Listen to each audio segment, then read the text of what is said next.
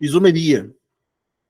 Bom, a isomeria ela é muito ampla e a gente costuma classificar a isomeria dentro da química dentro de uma área específica da química conhecida como estereoquímica. Por isso que eu já até coloquei o nome aqui, porque às vezes não é um nome tão popular, mas às vezes pode ser citado na prova. Avalie a estereoquímica da molécula, a propriedade estereoquímica. Então já sabe que quando falar estereoquímica, está falando de isomeria, está falando de um monte de coisa que a gente pretende conversar aqui hoje. Mas o ponto de partida, que é mais importante que tudo, é quando a gente fala dessa estereoisomeria. O que significa isso? Até onde a gente vai com isso? Então, o nosso princípio é primeiro de tudo, dizer o que são os isômeros. Esse é o ponto de partida.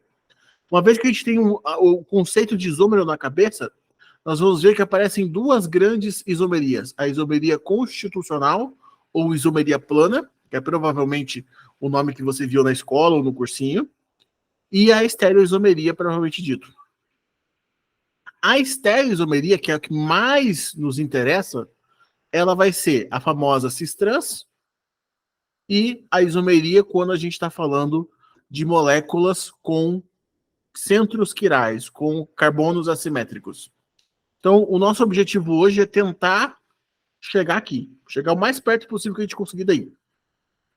Sempre de forma a tentar não atropelar e fazer tudo ficar claro. Então, para isso, eu acho que nada melhor do que partir do começo. Partir da onde interessa. Por quê? Eu já vi questão do Enem que a forma de você matar a questão era só saber o conceito de isomeria. E aí o cara fica tão bitolado em entender esses trans, não sei o quê, e esquece o conceito introdutório. Esquece a base do negócio. Então a isomeria é um conceito bem simples. A gente vai ter a seguinte situação.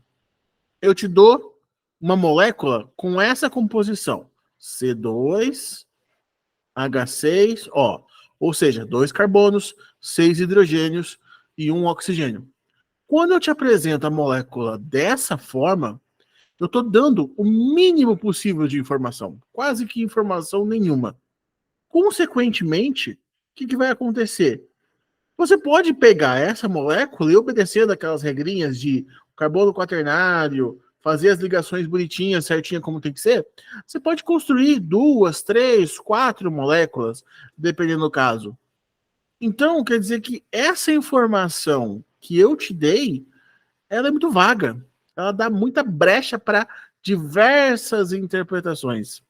Então, por exemplo, aqui ele levanta a seguinte questão, que essa molécula, essa fórmula molecular que eu apresentei, ela leva duas possíveis substâncias. Ambas não. Uma é um líquido incolor, a outra é um gás. Uma ferve a 78,5, a outra nem ferver, ela liquefaz, ou seja, ela passa do gasoso para o líquido a 23,6. Abaixo de zero, negativo ainda. A outra tem até que reage com as coisas, a outra reage com quase nada. Então, a gente tem aqui moléculas com características muito distintas, porém com composição igual. E aí, quando a gente vai olhar quem são essas moléculas, uma delas é um álcool e o outro é um éter, ou seja, moléculas completamente diferentes. Mas qual característica elas têm em comum? A fórmula molecular que as representa é igual. Então, o que a gente vai ter? A isomeria, ela se baseia nesse princípio. Eu vou ter moléculas que podem ser absurdamente diferentes ou terem uma diferença um pouco mais sutil, cuja fórmula molecular é igual. Então, aqui no caso, como eu estou tratando de um álcool e um éter, a diferença é bem grande.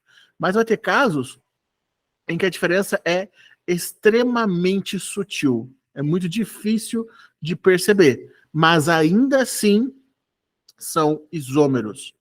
E por serem isômeros, aqui que é a parte que tem que ficar bem claro. Por serem isômeros, não são moléculas iguais. São muito parecidas, mas não são iguais.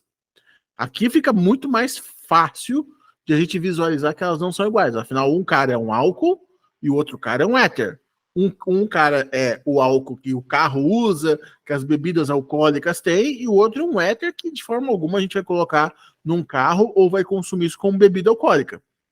Mas eu vou ter casos em que a diferença é tão pequena que é quase imperceptível ali no trato mais comum. Eu preciso de uma aparelhagem específica, eu preciso de testes específicos para aí sim eu determinar que são moléculas diferentes. Então a gente vai chegar nesses casos mais diferentões aí. Mas a base é essa. Quando eu falo de isomeria, são moléculas cuja fórmula molecular é igual, mas que alguma propriedade elas têm que ter diferente. Seja essas propriedades bem escancaradas, como foi o caso dessas duas, ou seja, essa propriedade algo extremamente muito difícil de ser detectado, muito sutil.